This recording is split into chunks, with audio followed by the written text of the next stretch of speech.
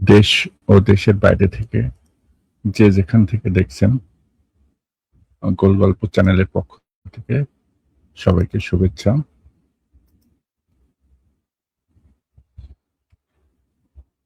আজকে আমাদের লাইভের বিষয় রাম জন্মে বেশ্যা, prostitute was needed for the birth of Ram. তো আপনারা যারা আমাদের সাথে যুক্ত হতে চান তারা যুক্ত হন।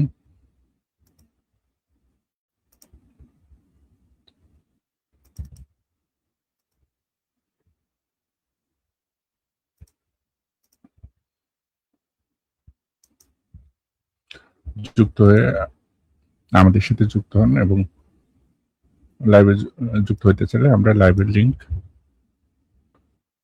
দিয়ে দিব বা প্রোভাইড করব।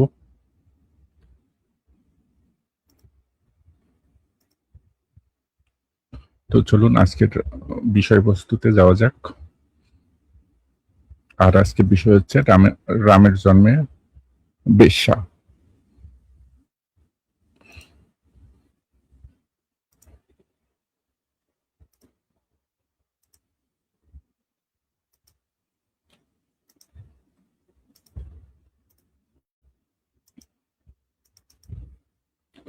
তো আজকে প্রথম যে রেফারেন্স থেকে আমরা আলোচনা করব সেটা হচ্ছে বাল্মীকি রামায়ণ বালকাণ্ড স্বর্গ ৮, অনুবাদ গীতা প্রেস গোরখপুর। তো এখানে যে বিষয়টা নিয়ে কথা বলা হচ্ছে সেটা হচ্ছে পুত্র লাভের জন্য রাজা দশরথ কর্তৃক অশ্বমেধ যজ্ঞের প্রস্তাব এবং ব্রাহ্মণ মন্ত্রীদের দ্বারা তার অনুমোদন। আর এটার স্বর্গ হইতেছে ৮, কাণ্ড হইতেছে প্রথম কাণ্ড বা বালকাণ্ডের ৮ নম্বর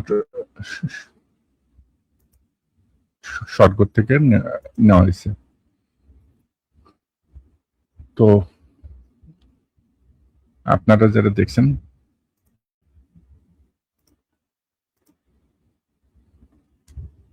তারা আমাদেরকে একটু জানাতে পারেন যে আমাদের সাউন্ড ঠিক মতো শোনা যাচ্ছে কিনা।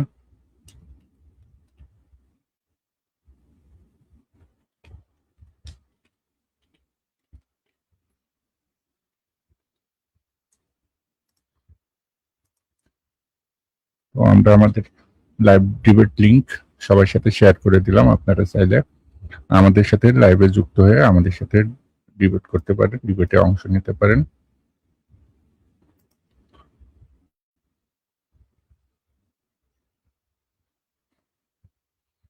তো তো চলুন আজকের বিষয়ে আমরা কথা বলি।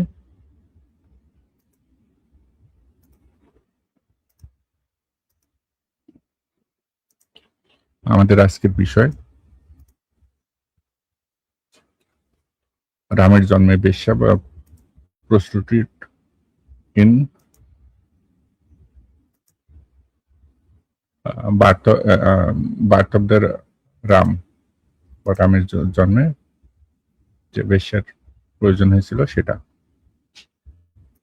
তো তার আগে আমরা একটু অপেক্ষা করি। কেউ যদি যুক্ত হতে চায় তাহলে আমাদের লাইভে যুক্ত হোক এবং যুক্ত হওয়ার জন্য একটু সময় নিই।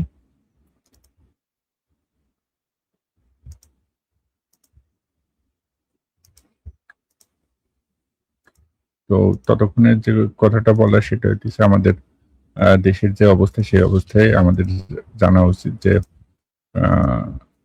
এদের জন্ম এবং কিভাবে সেই সম্পর্কে আমাদের একটা পরিষ্কার ধারণা থাকা উচিত। তো আপনারা যারা আমাদের সাথে লাইভ ডিবেট করতেছেন বা লাইভে অংশ নিতে চান তারা আমাদের লাইভ ডিবেটের লিংকে ক্লিক করে আমাদের সাথে যুক্ত হতে পারেন।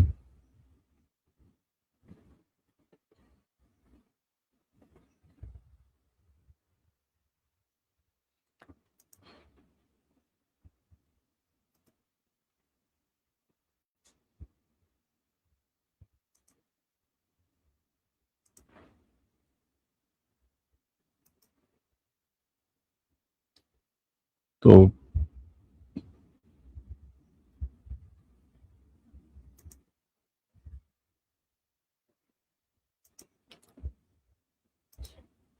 আমাদের যে বিষয়বস্তু, সে বিষয়বস্তু হচ্ছে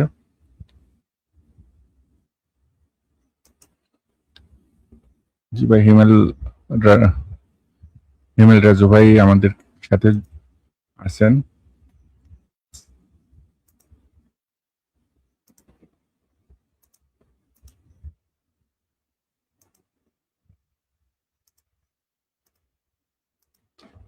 তো আমাদের মূল আলোচনায় চলে যায়। আমাদের রেফারেন্স হচ্ছে বাল্মীকি রামায়ণ, প্রথম কাণ্ড বা বালকাণ্ড, এবং স্বর্গ হচ্ছে ৮। আর শিরোনাম পুত্র লাভের জন্য রাজা দশরথ কর্তৃক অশ্বমেধ যজ্ঞের প্রস্তাব এবং ব্রাহ্মণ মন্ত্রীদের দ্বারা তার অনুমোদন। এখন প্রথম শ্লোকে কি বলছে দেখা যাক। এইরূপ প্রভাবশালী ধর্মাজ্ঞ মহাত্মা রাজা দশরথ পুত্রের জন্য তপস্যা করেও বংশধর পুত্র লাভ করতে পারেননি। তো এটা হচ্ছে দশরথ বা রামের যে বাপ, সে তার কথা বলা হচ্ছে। দশরথ হচ্ছে রামের বাপ। তো এইখানে অনেক মতবিরোধ আছে যে আসলে কি।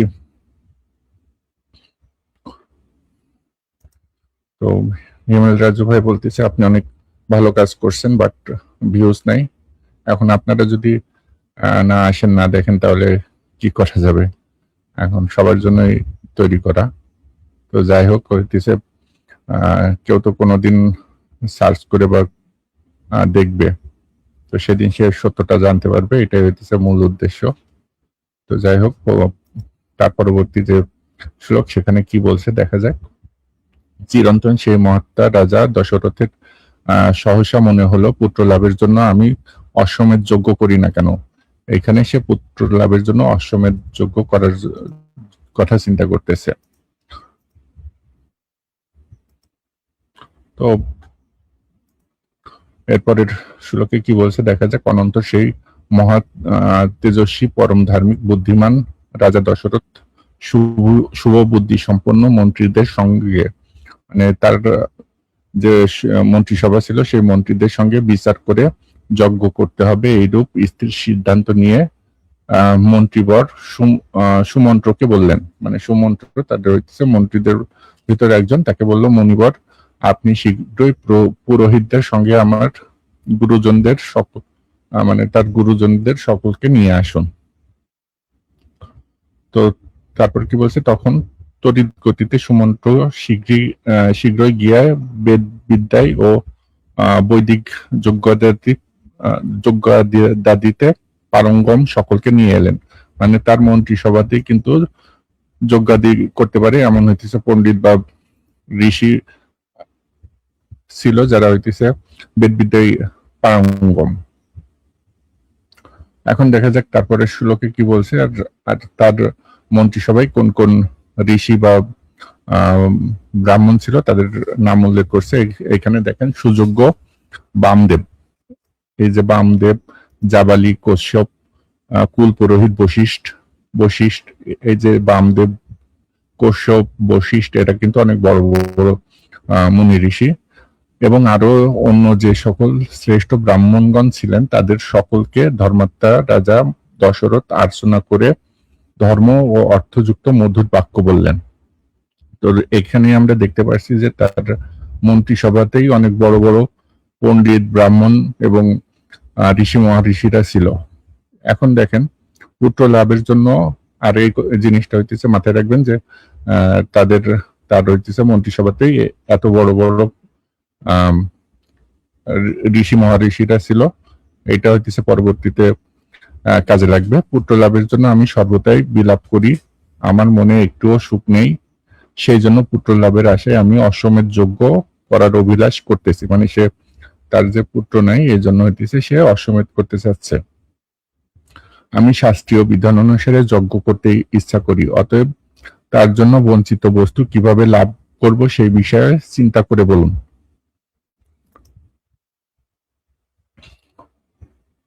তো এটা গেল। তারপরে কি বলতেছে, তখন বৈশিষ্ট্য, মানে বৈশিষ্ট্য হইতেছে এর নাম কিন্তু ঋগ্বেদ সহ অনেক জায়গায় বৈশিষ্ট্যের নাম পাবেন। বৈশিষ্ট্য ঋষি প্রমুখ ব্রাহ্মণ রাজার মুখ নিঃসৃত সেই কথাকে সাধু সাধু বলে অভিনন্দিত করলেন। এখন দেখেন ঋষিরা সকলে অত্যন্ত সন্তুষ্ট হয়ে রাজা দশরথকে বললেন, হে রাজন, যজ্ঞার্থ দ্রব্য সামগ্রী সংগ্রহ করুন, যজ্ঞাশ্বটি মুক্ত করে দিন, সরয়ূর তীরে উত্তর তীরে যজ্ঞভূমি নির্মাণ করান। যেহেতু পুত্র লাভের জন্য আপনার এই পবিত্র বুদ্ধি হয়েছে, সেই জন্য আপনি নিশ্চয় প্রার্থিত পুত্র লাভ করবেন।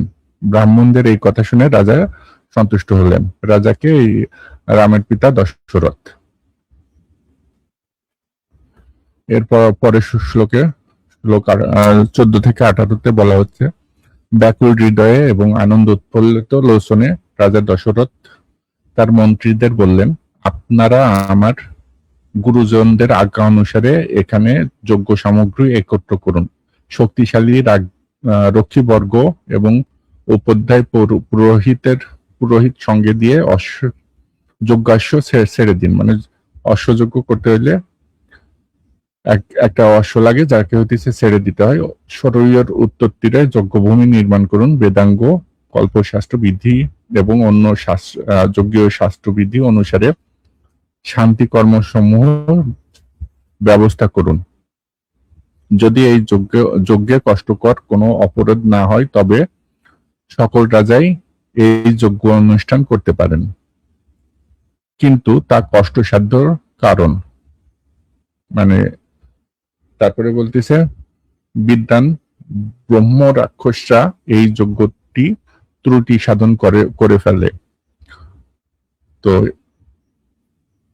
কি হয়, এই যজ্ঞটা করতে গেলে ব্রহ্ম রাক্ষসরা এটাতে বাধা বা বিপত্তি সৃষ্টি করে, এই কথা বলা হচ্ছে। ওদি কিন্তু বিধিহীন যজ্ঞের কর্তা সর্বদাই বিনাশ প্রাপ্ত হয়। আর এরকমের হইতেছে, যদি বাধা প্রাপ্ত হয় তাহলে যে যজ্ঞকর্তা সে হইতেছে বিনাশ প্রাপ্ত হয়। অতএব আমার এই যজ্ঞ যাতে বিধিমতো সম্পন্ন হয় সেই রূপ ব্যবস্থা করুন। তো এই কথাটা রাজা দশরথ বলতেছে, যাতে এই যজ্ঞটি বিধিমতো সম্পন্ন হয় সেই রূপ ব্যবস্থা করতে পারে আদেশ দিচ্ছে। কারণ আপনারাই এই কার্য সাধনে সমর্থ। এরপরের শ্লোকে কি বলছে দেখা যাক। মন্ত্রীরা সকলে নিরিশ্রেষ্ঠ দশরথের সেই কথা যথাযথ শ্রবণ করে এবং রাজার নিকট সম্মানিত হয়ে বলেন, তাই হবে। তো তার মন্ত্রিসভার সবাই হইতেছে দশরথের কথায় বা রামের পিতার কথায় হইতেছে সম্মতি জানায় এবং বলে তাই হবে। তদ্রূপ সেই ধর্মাজ্ঞ ব্রাহ্মণেরা সকলে মহারাজার অভ্যুদয় কামনা করে যেমন এসেছিলেন, আবার সেই রকম ভাবে অনুমতি নিয়ে সেখান থেকে চলে গেলেন। মানে এই আলোচনা শেষ করে তারা যেভাবে এসেছিল সেভাবে আবার চলে গেল।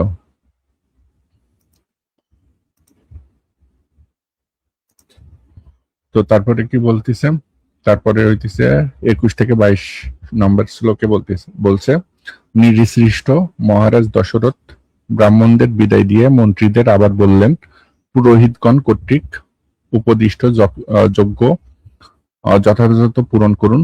উপস্থিত মন্ত্রীদের এই কথা বলে এবং তাদের বিদায় দিয়ে মহারাজ নিজ আলোয় মানে অন্তঃপুরে প্রবেশ করলেন। মানে এই সব আলোচনা করে দশরথ অন্তঃপুরে প্রবেশ করলেন। অনন্তর রাজা অন্তঃপুরে প্রবেশ করে প্রিয়তমা পত্নীদের, এই জায়গায় দেখেন প্রিয়তমা পত্নীদের কথা বলা হচ্ছে, তার মানে একাধিক স্ত্রী বা পত্নী বা স্ত্রী ছিল রাজা দশরথের। আর রাজা দশরথের স্ত্রীর সংখ্যা পাওয়া যাইতেছে 350টা। বললেন, তোমরা যজ্ঞে দীক্ষা গ্রহণ করো, কারণ আমি পুত্রার্থে যজ্ঞ করব। সেই মধুর বচন শ্রবণ করে দীপ্তিমতী সুন্দরী রানীদের মুখ পদ্মগুলি বসন্তের প্রস্ফুটিত পদ্মের মতো শোভা ধারণ করেছিল। তো এটা হচ্ছে 24 নম্বর শ্লোক। আর এটা রেফারেন্স বাল্মীকি রামায়ণ বালকাণ্ড স্বর্গ 8, অনুবাদ গীতা প্রেস গোরখপুর। এখন দেখেন এর পরের স্বর্গ 9 কি বলছে, শিরোনাম হইতেছে যজ্ঞে ঋষি শৃঙ্গকে নিয়ে আসার জন্য রাজা সুমন্ত্রের পরামর্শ তথা ঋষ্য শৃঙ্গের কাহিনী। তো এটা হইতেছে 24 নম্বর শ্লোক। আর এটা রেফারেন্স বাল্মীকি রামায়ণ বালকাণ্ড স্বর্গ 8, অনুবাদ গীতা প্রেস গোরখপুর। এখন দেখেন এর পরের স্বর্গ 10 কি বলছে, শিরোনাম হইতেছে যজ্ঞে ঋষি শৃঙ্গকে নিয়ে আসার জন্য রাজা সুমন্ত্রের পরামর্শ তথা এখানে প্রথম শ্লোক একে বলা হচ্ছে, পুত্রের জন্য অশ্বমেধ যজ্ঞের কথা শুনে সারথী সুমন্ত্র একান্তে রাজাকে বলিলেন, মহারাজ, পুরাণে আমি যে পুনরাবৃত্ত শুনিয়াছি তা শুনুন। এখানে কিন্তু পুরাণের রেফারেন্স দিচ্ছে। এখন হিন্দুরা অনেকে পুরাণ মানি না, বেদ মানি এই কথা বলে, কিন্তু এখানে হইতেছে রাজা দশরথকে কিন্তু পুরাণের রেফারেন্স দিচ্ছে। তো তারপরে কি বলছে, পুরাকালে ঋষিগণ পুত্র প্রাপ্তির জন্য অশ্বমেধ যজ্ঞের উপদেশ দিয়েছিলেন। তাহলে কি পুত্র লাভের জন্য হইতেছে পুরাকালে অশ্বমেধের যে অশ্বমেধ যজ্ঞ, সেই অশ্বমেধ যজ্ঞের পরামর্শ বা উপদেশ দিয়েছিলেন ঋষিগণ কর্তৃক কথিত সেই পুরাবৃত্তি আমি শুনিয়াছি। ভগবান সনত কুমার পূর্বে এই কথা ঋষিদের কাছে বলিয়াছিলেন।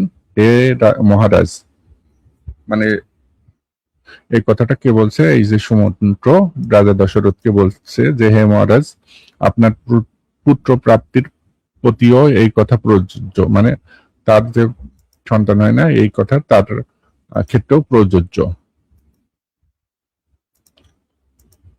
তো তারপরে দেখা যাক কি বলে। পরম পূজ্যপাদ সনত কুমার বললেন, ঋষিকেশ বিভাণ্ডক নামে এক পুত্র আছে, মানে বিভাণ্ডকের এক পুত্র আছে, তার ঋষ্যশৃঙ্গ নামে এক পুত্র জন্মগ্রহণ করিবে।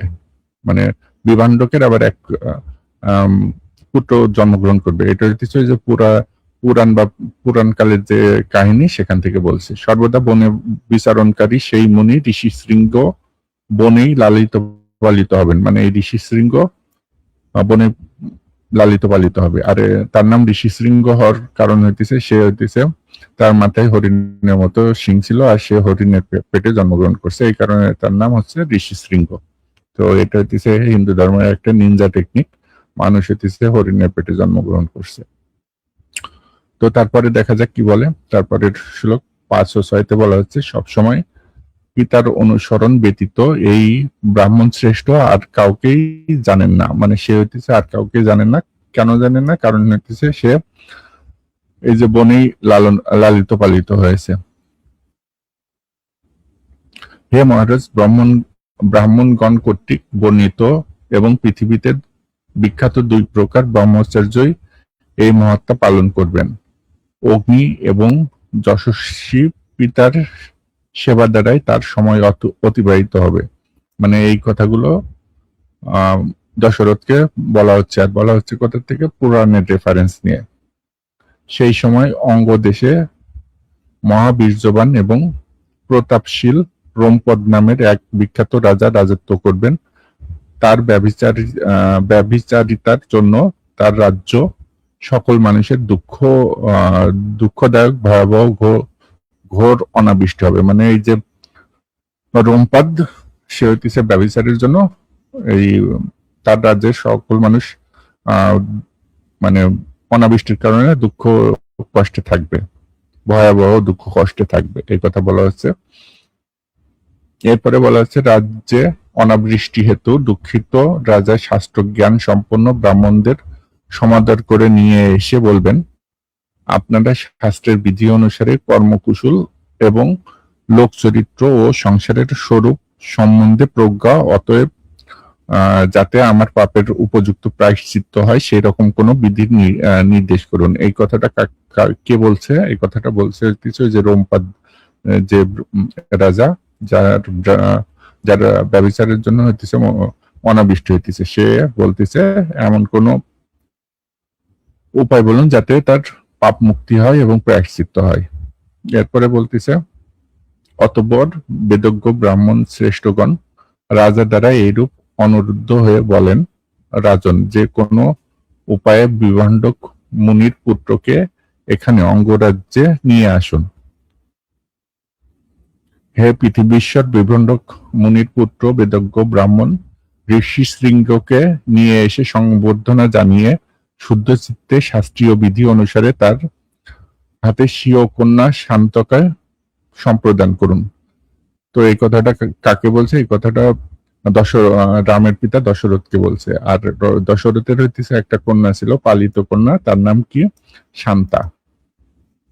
এখন দেখেন, তার দশরথের যে মন্ত্রিসভা, সেখানেই কিন্তু এতগুলো মানে ওই যে বিশাল বিশাল হইতেছে ঋষি মহারিষিরা ছিল, যার ভিতরে বৈশিষ্ট্য, কশ্যপ, বামদেব এরা ছিল।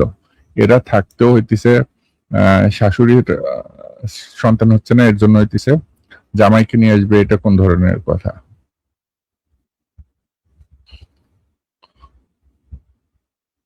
তো তারপরে কি বলছে, সেই ব্রাহ্মণদের কথা শুনে রাজা চিন্তা করবেন কি উপায়ে সেই বীর্যবান ব্রাহ্মণকে এখানে আনা যায়। তো এখানে দেখেন, সেই বীর্যবান মানে একটা যুবক পুত্রকে বা যুবক হইতেছে ঋষিকে কেন নিয়ে আসবে, যখন হইতেছে তার মন্ত্রিসভাতেই এত বড় বড় সব ঋষি মহারিষিরা ছিল। তো তার শাশুড়ির সন্তান হচ্ছে না, এই জন্য হইতেছে তাকে নিয়ে আসতে মানে সেই যে ঋষি শৃঙ্গ তাকে নিয়ে আসতে চাচ্ছে। তো হিন্দু ধর্মের যেহেতু অনেক কিছুই আছে, তাহলে আপনারাই বুঝতে পারছেন যে রামের জন্ম কিভাবে হয়েছিল। অতঃপর মনুষ্য রাজা রোমপদ মন্ত্রীদের সঙ্গে আলোচনাতে স্থির সিদ্ধান্তে এসে পুরোহিত এবং মন্ত্রীদের সম্মানিত করে বিভাণ্ডক মনির আশ্রমে পাঠাবেন। তারপর দেখেন, তারা পুরোহিত এবং মন্ত্রীরা রাজার নির্দেশ শুনে ঋষির ক্রোধের ভয়ে, মানে ওই যে ঋষি শৃঙ্গ, সে যেন ক্রোধান্বিত না হয় সেই ভয়ে ভীত হয়ে ব্যথিত চিত্তে অবনত মস্তকে যাব না বলে রাজার কাছে অনুনয় বিনয় করবেন। তারপর তারা ঋষি শৃঙ্গ মুনিকে নিয়ে আসার উপযুক্ত উপায় সকল চিন্তা করে রাজাকে বললেন, আমরা কোনো উপায়ে, মানে যে কোনো উপায়ে ব্রাহ্মণকে নিয়ে আসব, এতে কোনো দোষ হবে না। মানে যে কোনো একটা উপায় করবে, সেই উপায়ে ওই যে ঋষি শৃঙ্গকে নিয়ে আসবে, তাতে কোনো দোষ হবে না, এবং তার জন্য সে হইতেছে ক্রোধ হবে না। আর ক্রোধ হইলে তো ঋষি মহর্ষি তারা হইতেছে অভিশাপ দেয়, আর অভিশাপ দিয়ে হইতেছে সবকিছু পুরায় জ্বালায় পুড়ায় ফেলে, যা এখন হইতেছে কোনো কাজ করে না। তো এটা হইতেছে হিন্দু ধর্মের একটা নিনজা টেকনিক। এইভাবে মন্ত্রীদের পরামর্শ অনুসারে অঙ্গরাজ রোমপদ আর রূপক, মানে রূপক জীবিনীদের, মানে হইতেছে গণিকাদের, মানে যাকে হইতেছে আমরা সহজ বাংলা ভাষায় পতিতা বা বেশ্যা বলি, সেই রূপক জীবিনীদের বা গণিকাদের, এই গণিকার শব্দের অনেক অর্থ আছে, যেমন নগরবধূ বা পতিতা বেশ্যা বলা হয়। সহায়তায় ঋষিপুত্রকে বা ওই শৃঙ্গ ঋষিকে নিয়ে আসবেন। তখন দেবরাজ ইন্দ্র দৃষ্টিপাত করবেন এবং অঙ্গরাজ কন্যা শান্তা তার ঋষি শৃঙ্গের হস্তে প্রদত্ত হবেন। ঠিক আছে? তো এখানে দেখেন, এখানে স্পষ্ট করে বলছে গণিকাদের বা বেশ্যাদের সহায়তায় ঋষি শৃঙ্গকে নিয়ে আসতে হবে। এখানে দেখেন, জামাতা ঋষি শৃঙ্গই আপনার পুত্র প্রাপ্তির ব্যবস্থা করে দেবেন। তো শাশুড়ির সন্তান হচ্ছে না, এই জন্য হইতেছে জামাতাকে নিয়ে আসবে। তো চিন্তা করেন কি রকমের নিনজা টেকনিক। ঋষি সনত কুমার কর্তৃক কথিত কাহিনী এই পর্যন্তই আমি আপনাকে বললাম। তো এই পর্যন্ত হইতেছে কাহিনী বলল কাকে? রাজা দশরথ, তার দশরথকে, ওই যে রামের পিতা দশরথ। আর এই কথাটা কে বললো? যে তার মন্ত্রিসভার মন্ত্রীবর বা একজন মন্ত্রী সুমন্ত এই কথাগুলো বলল।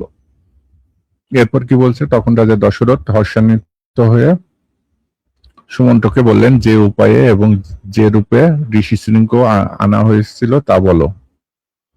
এটা হচ্ছে শেষ। এটা রেফারেন্স হচ্ছে বাল্মীকি রামায়ণ বালকাণ্ড স্বর্গ 9 অনুবাদ গীতা প্রেস গোরখপুর। তো এরপরের স্বর্গ 10 বালকাণ্ড, এটা রেফারেন্সটা বলে দিই। রেফারেন্স হচ্ছে বাল্মীকি রামায়ণ বালকাণ্ড স্বর্গ 10 অনুবাদ গীতা প্রেস গোরখপুর। আর এটার শিরোনাম হচ্ছে সনত কুমার কর্তৃক প্রতিপাদিত এবং সুমন্ত কর্তৃক কথিত অঙ্গদেশে ঋষি শৃঙ্গ শৃঙ্গকে নিয়ে আসে এবং শান্তার সঙ্গে তার বিবাহ বিষয়ে সবিস্তরে বর্ণনা। তো কিভাবে ঋষি শৃঙ্গকে নিয়ে আসা হয়েছিল এবং শান্তার সাথে তার বিবাহ দেওয়া হয়েছিল সেটা সবিস্তারে বর্ণনা করা হচ্ছে। তো এখানে থেকে দেখা যাবে যে ঋষি শৃঙ্গকে আনার জন্য বেশ্যা বা যারা গণিকা তাদেরকে কিভাবে ব্যবহার করা হয়েছে। রাজা দশরথ কর্তৃক জিজ্ঞাসিত হয়ে সুমন্ত্র বললেন, মন্ত্রীগণ কর্তৃক ঋষি শৃঙ্গ যেভাবে এবং যে উপায়ে আনিত হয়েছিল সেই সকল বিষয়ে আমি বলছি মন্ত্রীদের সঙ্গে আপনি শ্রবণ করুন। তো এটা হচ্ছে সকল মন্ত্রীর কাছে বলতেছে, রাজা দশরথকেও শুনতে বলছে। মন্ত্রীদের সঙ্গে নিয়ে এসে পুরোহিত রাজা রম্পতকে বললেন, বিঘ্নহীন উপায়ে আমরা চিন্তা করেছি। ঋষি শৃঙ্গ বনবাসী, তপস্বী এবং সর্বদা বেদ পাঠরত। তিনি নারী মানে ওই যে ঋষি শৃঙ্গ সে হইতেছে কি হয়েছে, নারী বিষয়ভোগ এবং সুখের বিষয়ে অনভিজ্ঞ। মানে সে নারী এবং বিষয়ভোগ এইসব কিছু জানতো না। কেন জানতো না? সে হইতেছে বনেই লালিত পালিত হয়েছে। তো তারপরে কি বলছে, মানুষের চিত্ত বিক্ষেপকারী ইন্দ্রিয় উপভোগ্য লোভনীয় বিষয়ের সাহায্যে ঋষি শৃঙ্গকে নগরের বা অঙ্গরাজ্যে নিয়ে আসতে সাহায্য করব বা আনয়ন করাবো। আপনি শীঘ্রই তার ব্যবস্থা করুন। 5 নম্বর শ্লোকে বলতেছে কি, এই যে নানা অলঙ্কার সুসজ্জিত রূপবতী গণিকারা, মানে একজন না একাধিক, আপনার দ্বারা পুরস্কৃত হয়ে সেখানে ঋষি শৃঙ্গ ঋষির তপবনে গিয়ে নানাভাবে তাকে প্রলোভিত করে এখানে নিয়ে আসবেন। ঠিক আছে, তো এখানে দেখেন গণিকাদের নিয়ে হচ্ছে ঋষি শৃঙ্গকে আনার কথা বলা হচ্ছে। তারপরে কি বলা হচ্ছে,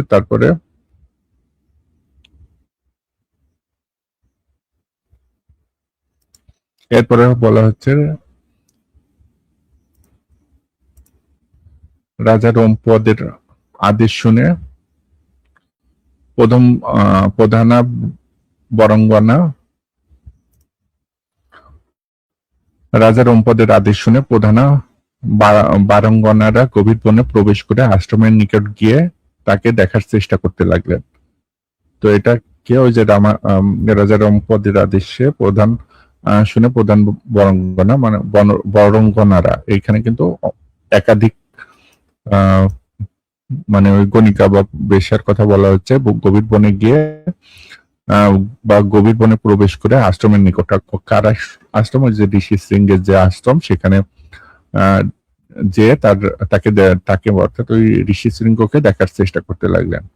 ঋষিপুত্র ঋষি শৃঙ্গ অতীব ধীর স্বভাবের এবং পিতার নিকট সর্বদা অবস্থান করে তৃপ্ত। তিনি সর্বদাই আশ্রমে থাকেন, কখনোই আশ্রমের বাইরে যায়নি। মানে সে হইতেছে সবসময় আশ্রমেই থাকে, কোনো সময় সে আশ্রমের বাইরে যায়নি। তো বুঝতে পারতেছেন সে হইতেছে সারা জীবনই মানে বনেই লালিত পালিত হয়েছে, বনে বড় হয়েছে এবং সেই বন থেকে কখনোই সে বাইরে বের হয়নি বা বাইরে যায়নি। এরপর কি বলছে, এরপর 9 নম্বর শ্লোকে বলছে যে, সেই তপস্বী ঋষিকুমার জন্ম থেকে কোনো স্ত্রী বা নিজ পিতা ব্যতীত কোনো পুরুষ অথবা নগরের রাষ্ট্রের জাত কোনো প্রাণী দেখেননি। ঠিক আছে, এটা একটু করেন যে সে বা সেই তপস্বী ঋষিকুমার জন্ম থেকে কোনো স্ত্রী বা নিজ পিতা ব্যতীত অন্য কোনো পুরুষ, মানে শুধু স্ত্রী লোক কিনা পুরুষ মানুষকেও সে কখনো দেখেনি। একদিন বিভাণ্ডক মুনির পুত্র, মানে ওই যে ঋষি শৃঙ্গ, বিভাণ্ডক মুনির যে পুত্র ঋষি শৃঙ্গ স্বেচ্ছাক্রমে বেড়াতে বেড়াতে সেখানেই এলেন এবং সেই সুন্দরী নারীদের দেখতে পেলেন। কোন নারীদের দেখতে পেলেন? ওই যে গণিকা বা বেশ্যা, ওই নারীদের দেখতে পেলেন। যে এটা হচ্ছে কে পাঠিয়েছে রম্পদের আদেশে আসছে। এরপরে শ্লোক 11 ও 12 কি বলা হচ্ছে, 11 ও 12 নম্বর শ্লোকে বলা হচ্ছে, আকর্ষণীয় এবং অদ্ভুত বেশ ধারণী সেই সুন্দরী রমণীরা সকলে মধুর স্বরে গান করতে করতে ঋষিকুমারের কাছে এসে বললেন, হে ব্রাহ্মণ, আপনি কে, কি করেন? লোকালয় থেকে দূরে এই নির্জন বনে কেন কেন একাকী বিচরণ করছেন? আমরা জানতে চাই, আমাদের বলুন। এরপরের শ্লোকে বলা হচ্ছে, বনে কামনীয় রূপা সেই রূপ স্ত্রীলোক তিনি পূর্বে কখনোই দেখেননি। মানে এইখানে দেখেন কামনীয় কথাটা ইউজ করা হচ্ছে। তো হিন্দু ধর্মশাস্ত্রে মহিলাদের কিভাবে দেখা হতো সেটা এইখান থেকে বোঝা যাচ্ছে। আর এটা কিন্তু শুধু হইতেছে অনুবাদে আছে তাই না, এটা হইতেছে শ্লোকে, মূল শ্লোকেও কিন্তু আছে। কামনীয় রূপায় সেই রূপ স্ত্রীর লোক তিনি পূর্বে কখনোই দেখেননি, তাই নিজের পিতার পরিচয় দেওয়ার জন্য তার হৃদয় থেকে ইচ্ছা জাগলো। মানে তার এতই ভালো লাগছে যে তার পরিচয় দেওয়ার জন্য তার হৃদয় থেকে ইচ্ছা জাগলো।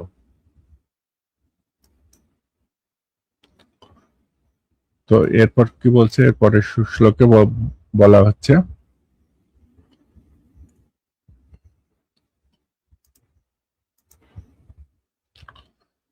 ঋষি শৃঙ্গ বললেন, আমার পিতা ঋষি বিভাণ্ডক, আমি তার আত্মজ। ঋষি শৃঙ্গ আমার নাম। মানে তার পিতার নাম বিভাণ্ডক এবং তার নাম ঋষি শৃঙ্গ, এটা হচ্ছে সে বলল। তপস্যা কর্ম দ্বারাই আমি পৃথিবীতে পরিচিত। তো এখানে দেখেন একটা মিথ্যা কথা বলা হচ্ছে যে পৃথিবীতে পরিচিত, অথচ তাকে কিন্তু রাজা দশরথ চিনত না। আর তাকে হইতেছে ওই যে সুমন্ত্র, যে তার মন্ত্রিসভায়, সে হইতেছে রাজা দশরথকে এই তার নাম বলে এবং তাকে পরিচয় করিয়ে দেয়, কিন্তু তার আগে তার নাম জানতো না। কিন্তু সে বলছে ঋষি শৃঙ্গ নামে আমি পৃথিবীতে পরিচিত। মানে যে কুয়ার ব্যাং হইতেছে কুয়াকে পৃথিবী মনে করে, এখানে হইতেছে সেই জিনিসটা হচ্ছে। এই নিকটেই আমাদের আশ্রম। হে সুন্দরীগণ, আপনারা আমাদের আশ্রমে আসুন, বিধিপূর্বক আপনাদের সেবা করব। মানে বিধিপূর্বক তাদের সেবা করবে। ঋষিপুত্রের কথা শুনে তাদের সকলের আশ্রম দর্শনের ইচ্ছা হলো। মানে ঋষিপুত্র যে কথা বললো, তার আশ্রমে যাওয়ার কথা বললো, তার আশ্রম দেখার জন্য বা দর্শন করার জন্য ইচ্ছা হলো। তখন সুন্দরীরা সকলে আশ্রম দর্শন করতে গেল। তারা মানে এই বীরঙ্গনারা। আর বীরঙ্গনা অর্থ কি, ওই যে গণিকা বা বেশ্যা। আশ্রমে গেলে ঋষিকুমার এই অর্ঘ্য, এই পদ্ম এবং মত প্রদত্ত ফলমূল এই বলে তাদের পূজা করলেন।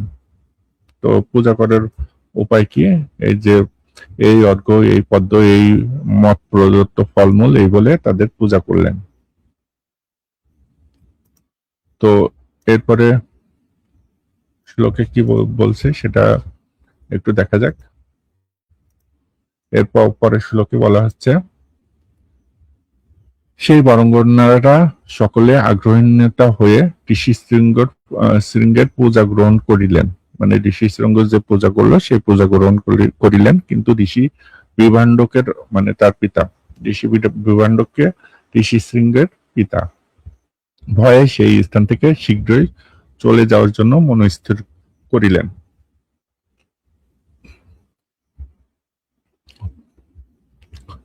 তো তারপরের শ্লোকে কি বলা হচ্ছে, সুন্দরীটা বললেন, হে ব্রাহ্মণ, আমাদেরও এই উত্তম ফলগুলো গ্রহণ করো। মানে তারা যে ফল নিয়ে গিয়েছিল সেগুলো গ্রহণ করার জন্য বলল। এইগুলো ভোজন করো, বিলম্ব করো না। হে সজ্জন, তোমার কল্যাণ হোক। তখন সেই বীরঙ্গনারা, এখানে বীরঙ্গনারা বলতে কি বোঝাচ্ছে, ওই যে গণিকা বা বেশ্যা, আনন্দে উৎফুল্লিত হয়ে তাকে আলিঙ্গন করলেন। চিন্তা করেন, এখানে সে কোনোদিন দেখেনি কিন্তু তাকে আলিঙ্গন করলেন এবং মোদক বা মোয়া ও নানাবিধ উত্তম খাদ্য খেতে দিলেন। ঠিক আছে, সে কিন্তু ঋষি, অথচ বেদজ্ঞ ঋষি মহিলাদের সাথে বা বেশ্যাদের সাথে আলিঙ্গন করলো। তেজস্বী ঋষিকুমার সেই ফলগুলো এবং অন্যান্য ভক্ষ্য বস্তুগুলো আস্বাদন করে চিন্তা করলেন, এরূপ ভোগ্য বস্তু পূর্বে কখনো পূর্বে তো কখনো আস্বাদন করিনি। নিত্য বনবাসীদের নিকট এরূপ খাদ্যবস্তু কিরূপ আস্বাদ্য হবে। এরপরে বলতেছে অনন্তর সেই রমণীগণ তার ঋষি শৃঙ্গের পিতা ঋষি বিভণ্ডকের ভয়ে ছলনা করে ব্রতের কথা নিবেদন করে। তো ঋষি শৃঙ্গের সঙ্গে ছলনা করে এবং ওই যে রাজা দশরথের যে অশ্বমেধ যজ্ঞ ব্রতের কথা বলে সেখান থেকে চলে গেলেন। এরপরে শ্লোকে কি বলা হচ্ছে, সেই রমণীগণ সকলে চলে গেলে কশ্যপ ঋষির বংশধর ব্রাহ্মণ ঋষি শৃঙ্গ চঞ্চল হৃদয়ে দুঃখিত হয়ে ইতস্তত ভ্রমণ করিতে লাগিলেন। তো ঋষি হইতেছে সে একজন ঋষি, সে যে প্রথম হইতেছে মহিলাদের দেখছে, স্ত্রীদের দেখছে, দেখার পর কি হচ্ছে তার চঞ্চল হৃদয়ে দুঃখিত হইলো, মানে মনের ভিতরে একটা কষ্ট হইলো, কেন চলে গেল। এরপরে ঈশা কি বলছে শ্লোকে, অনন্তর অহরহ মনে মনে চিন্তা করিতে করিতে বিভণ্ডক মুনির পুত্র বীর্যবান রূপবান ঋষি শৃঙ্গ, যেখানে সেই অলঙ্কার সজ্জিতা সুন্দরী প্রধান বরঙ্গনারে দৃষ্ট হয়েছিল, মানে যেখানে ওই যে বেশ্যা বা গণিকারা গণিকা প্রধানরা তাকে দেখেছিল বা তাদের দেখা হয়েছিল, পরের দিন সেই স্থলে উপস্থিত হইলেন, মানে সেই স্থলে আবার গেল যাতে তাদের সাথে তারা আছে কিনা বা এই ধরনের একটা জিনিস চিন্তা করে সেখানে উপস্থিত হইল।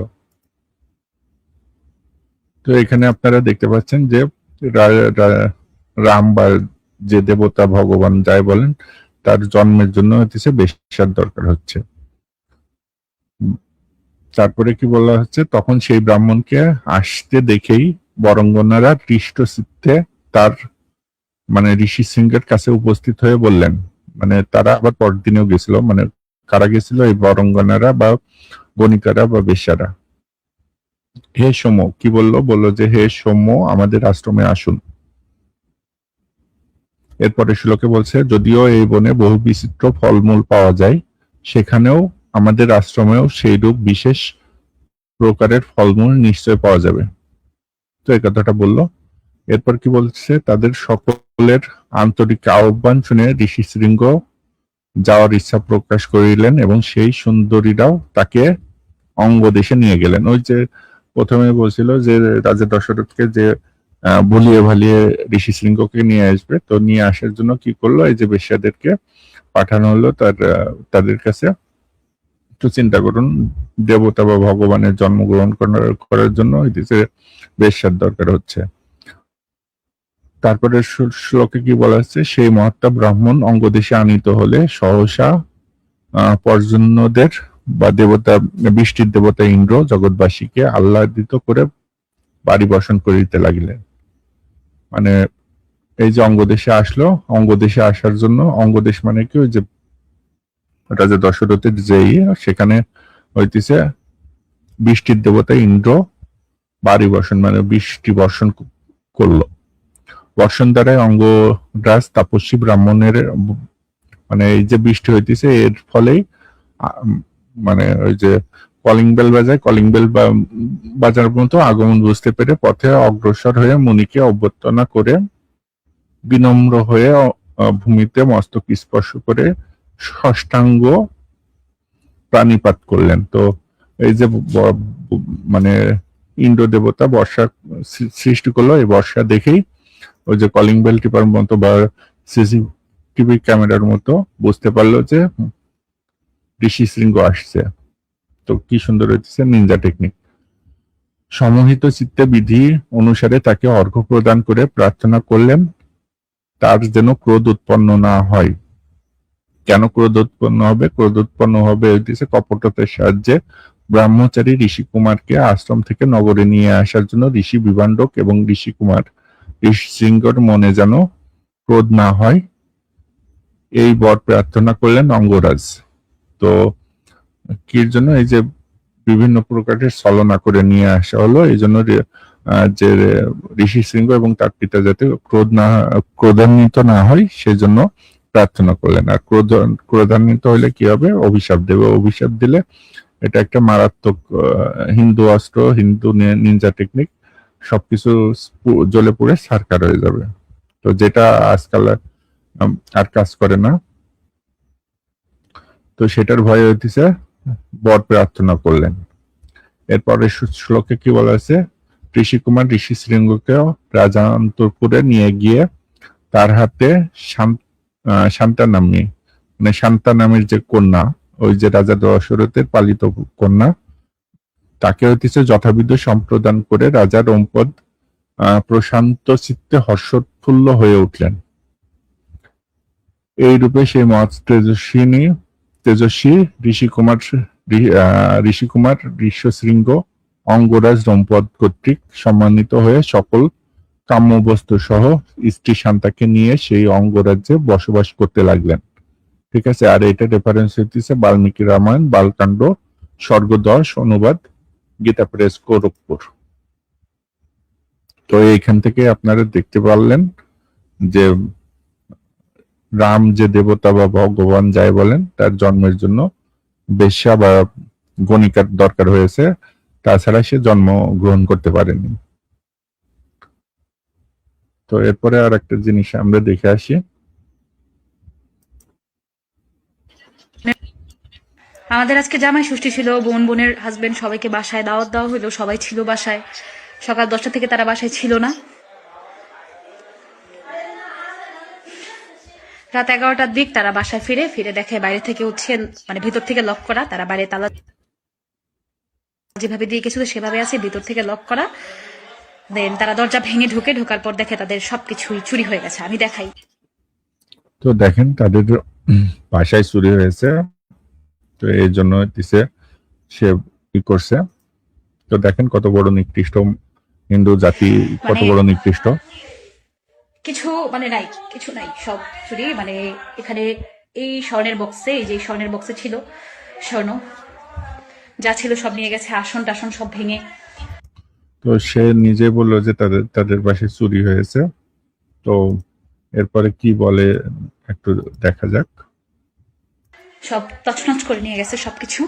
জানি না আসলে আমি বিচার পাবো কিনা, আমরা বিচার পাবো কিনা। বাংলাদেশে আমরা কোন নিরাপত্তায় বাস করি, মানে কিভাবে আমাদের নিরাপত্তা।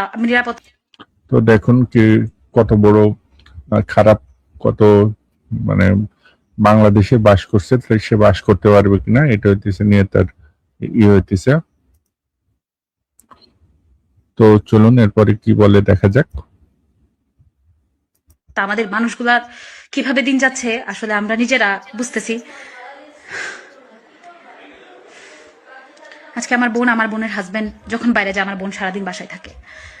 এই সিচুয়েশনটা আমার বোনের যদি একা বাসায় থাকতো তার সাথে কি হইতে পারতো আমি জানি না। তো দেখেন কিভাবে একটা বিষয়কে নিয়ে যাচ্ছে যে চুরি এগুলো কি বাংলাদেশে হয় না বা ভারতে হয় না? ভারতে তো অহরহ হয়। মানুষের উপর দিয়ে, জানের উপর দিয়ে কতটুকু যাইতো আমি জানি না, ভগবান হয়তো কৃপা করছে, জানের উপর দিয়ে যায় নাই। কিন্তু যেটা হয়ে গেছে সেটা আসলে মানার মতো না। মানে আমরা কেউ মানতে পারতেছি না, মনে হচ্ছে একটা দুঃস্বপ্ন দেখতেছি। এখন আমার মনে হচ্ছে এগুলা কিছু হয় নাই। তো দেখুন সবকিছু হইতেছে তারা ভারতের মধ্যে কত নিকৃষ্ট একটা জাতি, হিন্দু জাতি। মানে আমি জানি না আমরা আসলে বিচার পাবো কিনা আমি জানি না, যে আসলে আশেপাশের সিসিটিভি দেখে বা থানা থেকে কতটুকু সাহায্য পাবো আমি জানি না।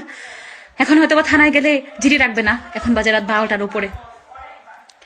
তারা হয়তো বা জিডি রাখবে না, কম্পিউটার দোকানপাট বন্ধ, তারা হয়তো বা কোনো স্টেপ নিবে না। দেখেন সে কিন্তু হইতেছে হয়তো গিয়েছে কিনা জানি না, না যেই হয়তো বা এই ধরনের কথা বলছে। গেলে পরে রাখে কিনা সেটা হচ্ছে পরের আলোচনা। তো দেখি, বলবে আগামীকাল সকালে আসেন, বিষয়টা লেন্দি হবে, জানি না কতটুকু সাহায্য পাবো। কিন্তু আমরা অনেক ক্লান্ত, আমরা বাংলাদেশে বসবাস করে আমরা অনেক ক্লান্ত। আমাদের জীবনের কোনো নিরাপত্তা তো দেখুন নাই, আমাদের ঘর বাড়ির কোনো নিরাপত্তা নাই। যেটা আজকে আমার সাথে ঘটছে, যেটা আমাদের সাথে ঘটছে, এরকম হাজার হাজার পরিবারের সাথে ঘটতেছে, প্রতিনিয়ত ঘটতেছে। তো দেখুন কিভাবে মিথ্যাচার এবং মিথ্যা কথা বলে এরা। তাদের প্রতিনিয়ত নাকি প্রতিটা পরিবারের সাথে হচ্ছে। তো এটার বিচার যদি না হয় তাহলে সেটা নিয়ে কথা বলেন। আর কটা ইসে হয়েছে সেটাও একটা জানানো উচিত যদি সত্যি হয়ে থাকে। আর অন্য কারোর ইসে কি চুরি ডাকাতি এইসব হয় না? অনেকে জানেন অনেকে জানেন না, কিন্তু যাদের সাথে ঘটতেছে আসলে তারা বুঝতেছে তাদের জীবনটা আসলে কতটা অনিশ্চয়তার মধ্যে যাচ্ছে। ভাই আমরা ভালো থাকতে চাই বাংলাদেশ। তো ভালো থাকতে নিষেধ করছে কে? আমাদের একটু নিরাপত্তা দেওয়া হোক, একটু সুখ শান্তিতে আমরা এদেশে। মানে কি, মানে তো সবাই তো একইভাবে থাকে, তাদের স্পেশাল কি সিকিউরিটি ইসে রাখতে হবে? মানে ঢং করার জায়গা জায়গা পায় না তারা। বসবাস করতে চাই। আমি জানি না আমার আমার এই কথাগুলো কতদূর পৌঁছাবে আমি জানি না, তবে আমি আজকে সত্যি আমার আমার মন থেকে আমি ভেঙে পড়ছি। একটা মধ্যবিত্ত ফ্যামিলির যাবতীয় যা সম্পদ থাকে সব যখন শেষ হয়ে যায় তখন তাদের ঘুরে দাঁড়ানোর শক্তি কতটুকু থাকে জানি না।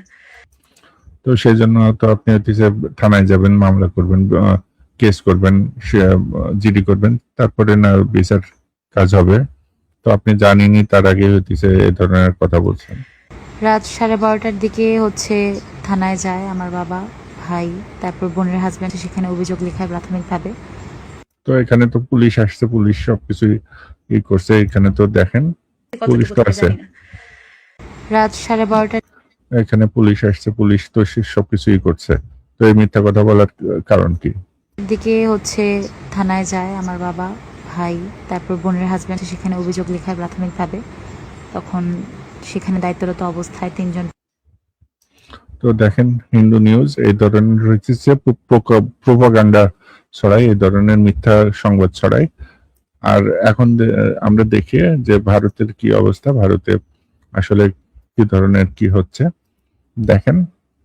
এইখানে শিরোনাম হচ্ছে রাম টেম্পল ডোনেশন রাম মন্দিরে 200 কোটি গায়েব, চুরি সোনা রূপা ইটও, মানে ইট পর্যন্ত হইতেছে চুরি চুরি করে নিয়ে গিয়েছে ও অভিযোগ ভুরি ভুরি তদন্তে নেমে কোনো ক্লু পেল এসআইটি। আর এটা রেফারেন্স কি? রেফারেন্স হইতেছে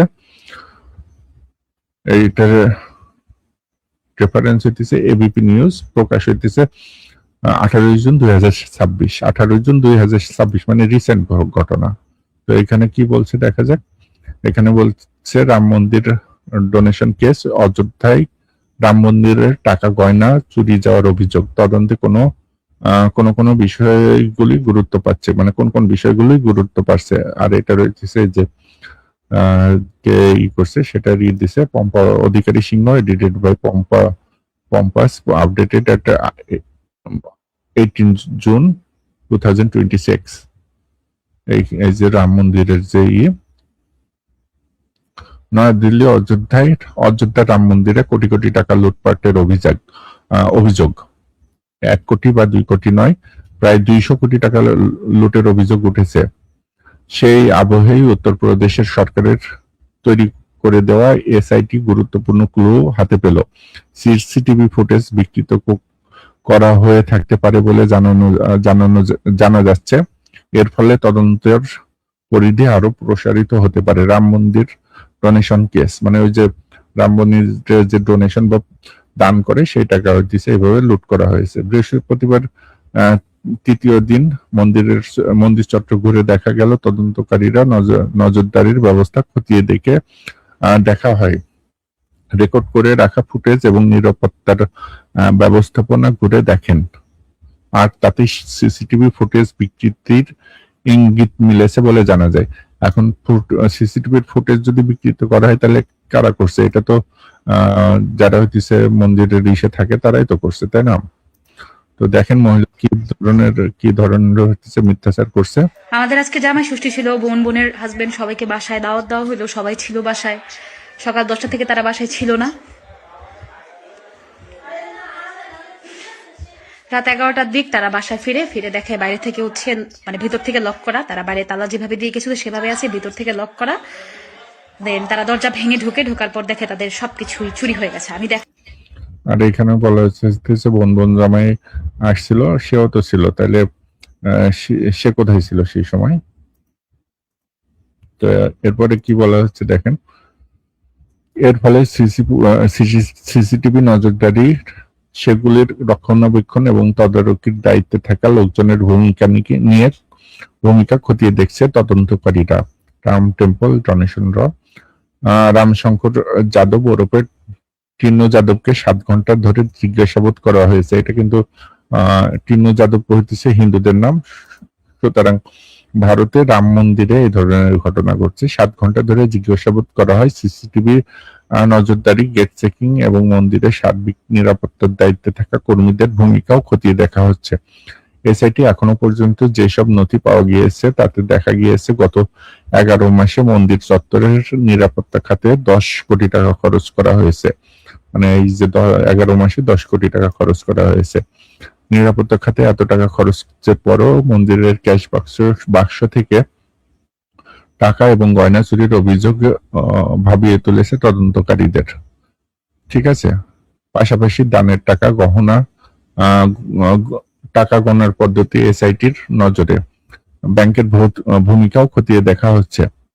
টাকা গোনার সময় কোনো গাফিলতি হয়েছিল কিনা, বিশেষ করে ট্রাস্টের কর্মীর পরিবর্তে ব্যাংকের কর্মীর সংখ্যা বেশি ছিল কিনা দেখা হচ্ছে তাও। ভিজিট বুকস কারা দেখতেন, পাস ইস্যু করতেন কারা, খোঁজ খবর নেওয়া হচ্ছে তদন্তকারীদের তরফে। সূত্রের খবর, জিজ্ঞাসাবাদের জন্য এখনো পর্যন্ত 200 জনের নামের তালিকা তৈরি করা হয়েছে। 125 জনকে ইতিমধ্যে ডাকা হয়েছে, একাধিকবার ডাকা হয়েছে। বেশ কয়েকজনকে কিভাবে লুট হয়েছে এর নেপথ্যে কোনো বড় চক্র রয়েছে কিনা তাও খতিয়ে দেখা হচ্ছে। আরো কিছু জনকে ডেকে পাঠানো হতে পারে বলে খবর।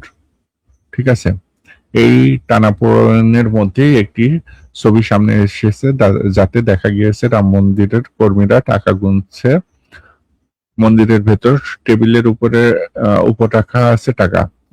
এখনো পর্যন্ত 5 কর্মীর কাছ থেকে 2 কোটি টাকা উদ্ধার করা গিয়েছে। মানে ওই রাম মন্দিরের যে কর্মী তাদের কাছ থেকে 2 কোটি টাকা উদ্ধার করা হয়েছে। উদ্ধার হয়েছে একটা গাড়ি, কিছু আইফোন।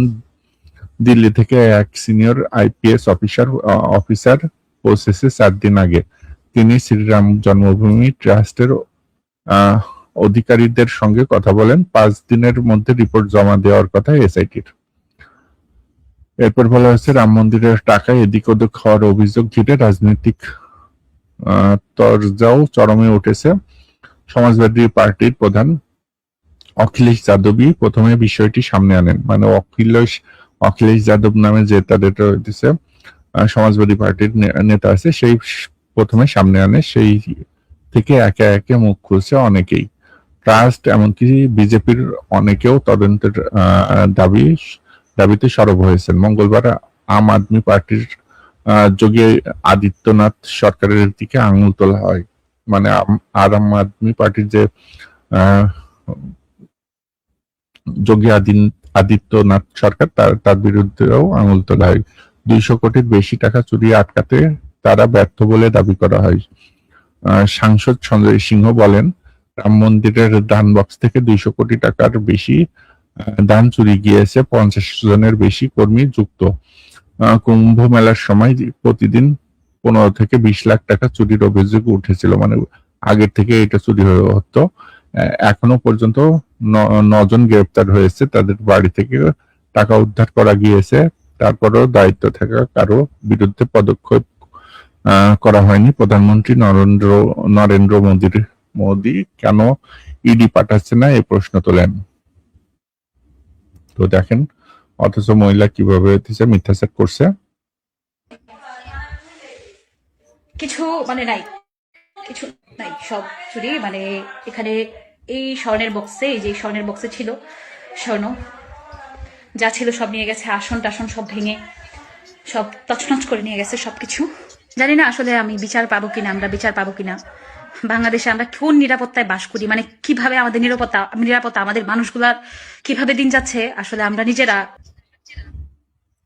অথচ আপনারা দেখতে পাচ্ছেন যে ইন্ডিয়াতে মন্দির থেকেই এভাবে টাকা চুরি হচ্ছে। এরপরে কি বলা হচ্ছে, শেষ পর্যন্ত দোষীদের নাগালে পাওয়া যাবে কি প্রশ্নের উত্তর আরো ঘোলা হয়ে উঠেছে। কারণ রাম জন্মভূমি আন্দোলনের কর্মী সন্তোষ দুবের একটি অভিযোগ দায়ের করেছেন, যাতে সরাসরি ট্রাস্টের সদস্য চম্পট রায় এবং তার সহযোগীদের বিরুদ্ধে অভিযোগ তোলা হয়েছে।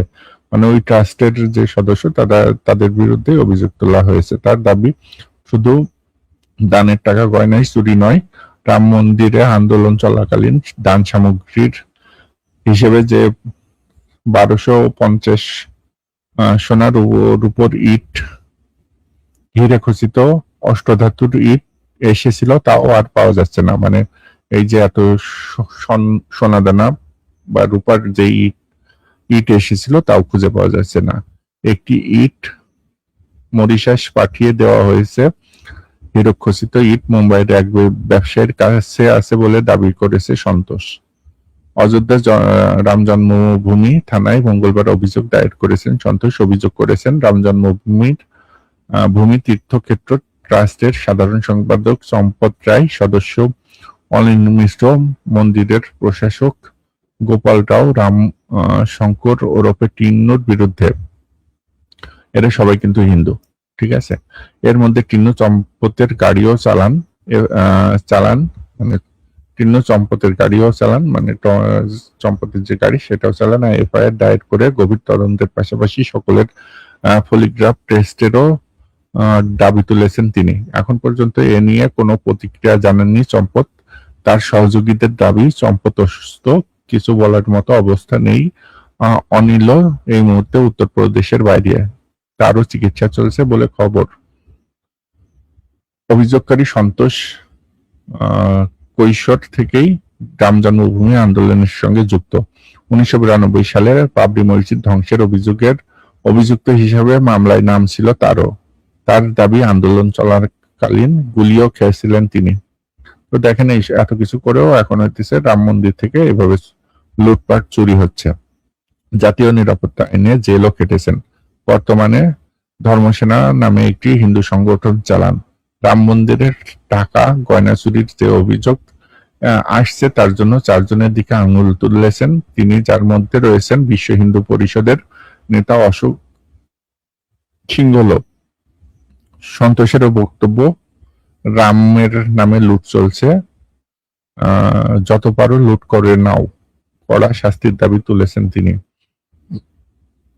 আর এটা রেফারেন্স হচ্ছে এবিপি নিউজ, প্রকাশ 18 জুন 2026। তাহলে আমরা দেখতে পাচ্ছি যে ভারতেই মন্দির থেকেই চুরি হচ্ছে, অথচ এই মহিলা হচ্ছে কত বড় নিকৃষ্ট এবং ঘৃণ্য বক্তব্য দিচ্ছে, সেটা শুনুন। আজকে আমার বোনের হাজবেন্ড যখন বাইরে যায়, আমার বোন সারাদিন বাসায় থাকে। এই সিচুয়েশনটা আমার বোনের যদি একা বাসায় থাকতো তার সাথে কি হইতে পারতো আমি জানি না। মানে সবকিছু দিচ্ছে সে ধারণার উপর বিবৃতি দিচ্ছে।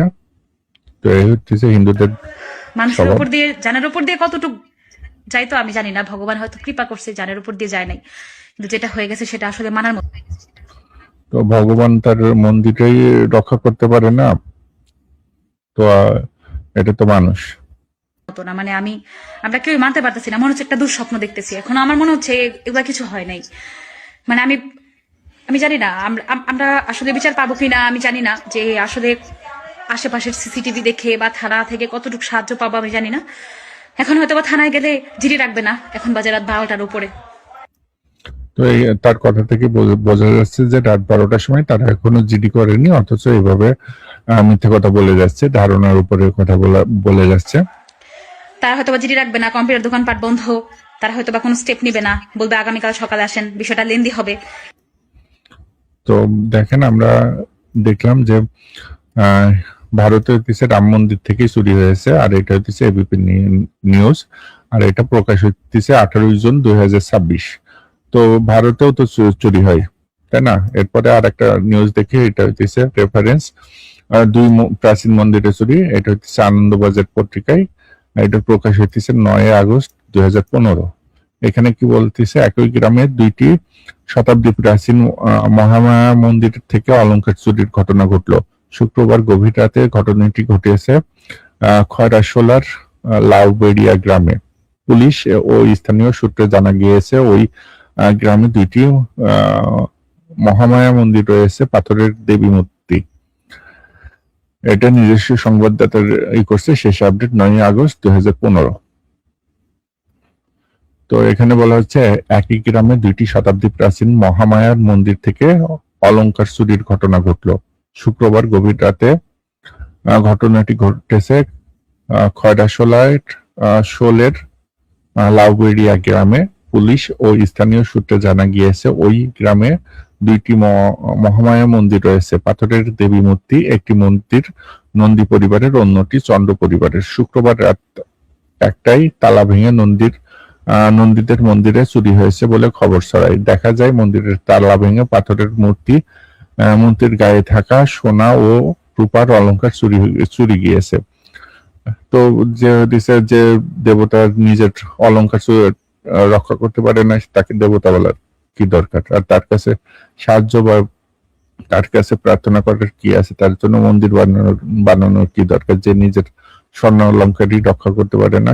সকালে আবার দেখা যায় এই ঘটনা ঘটেছে চন্দ্র পরিবারের মহামায়া মন্দিরেও। খবর দেওয়া হয়েছে পুলিশকে।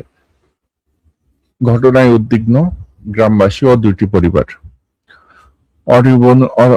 অরবিন্দ নন্দী ও সনাতন চন্দ্ররা এদিন বলেন, গ্রামের মন্দির থেকে চুরি ঘটনায় আমরা খুবই ভেঙে পড়েছি। গ্রামবাসীরা পুলিশের কাছে দ্রুত চুরির কিনারা করার দাবি তুলেছে। পুলিশ তদন্ত শুরু করেছে।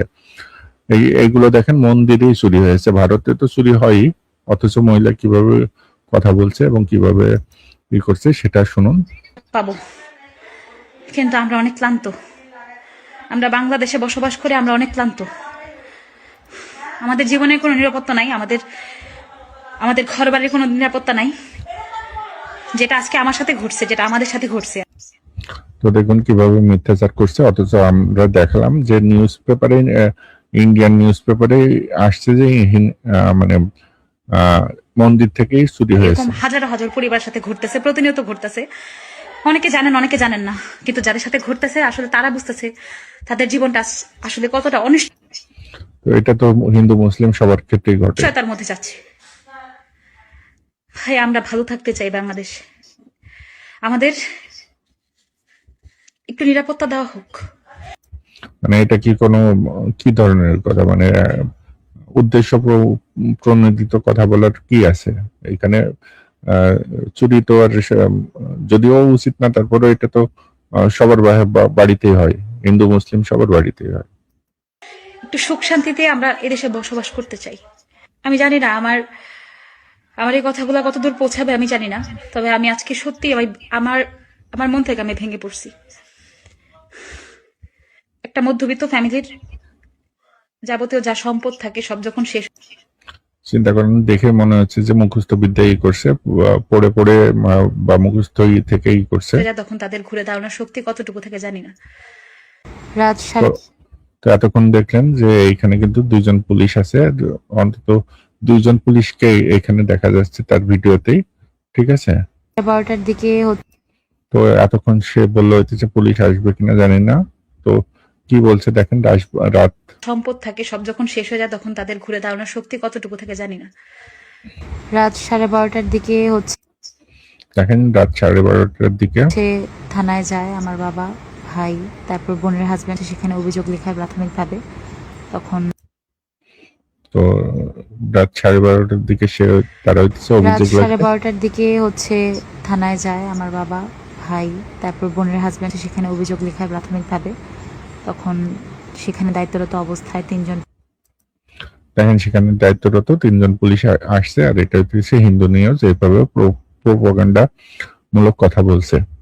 তো আপনারাই চিন্তা করুন এরা কত বড় নিকৃষ্ট এবং কত বড় জাতিবাদী জঙ্গি।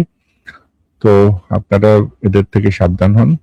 এদের মানে কতটা ভয়ঙ্কর এদের বিষয়ে জানা উচিত। তাদেরকে যে নিরাপত্তা দেওয়া হচ্ছে, তাদেরকে যে পুলিশ সাপোর্ট দিচ্ছে, প্রশাসন সাপোর্ট দিচ্ছে, তারপরও তারা হচ্ছে প্রোপাগান্ডা চালাচ্ছে যে তাদের কোনো নিরাপত্তা দেওয়া হচ্ছে না। তো এত ধূর্ত ধান্দাবাজ প্রকৃতির মানুষেরা যে এদেরকে কোনোভাবেই সন্তুষ্ট করতে পারবেন না। তো যাই হোক, আজকে এই পর্যন্তই। পরবর্তীতে দেখা হবে অন্য কোনো বিষয় নিয়ে। সে পর্যন্ত ভালো থাকবেন। আর আমাদের চ্যানেলটা সাবস্ক্রাইব করবেন, লাইক, কমেন্ট ও শেয়ার করে সবার কাছে ছড়িয়ে দিবেন। আমাদের ইউটিউব চ্যানেল এবং ফেসবুক পেজে লাইক করে আমাদের সাথেই থাকবেন। আর সবার কাছে আমাদের সবার সাথে শেয়ার করে কথাগুলো জানার এবং আমাদেরকে পৌঁছানোর ব্যবস্থা করবেন। ভালো থাকুন।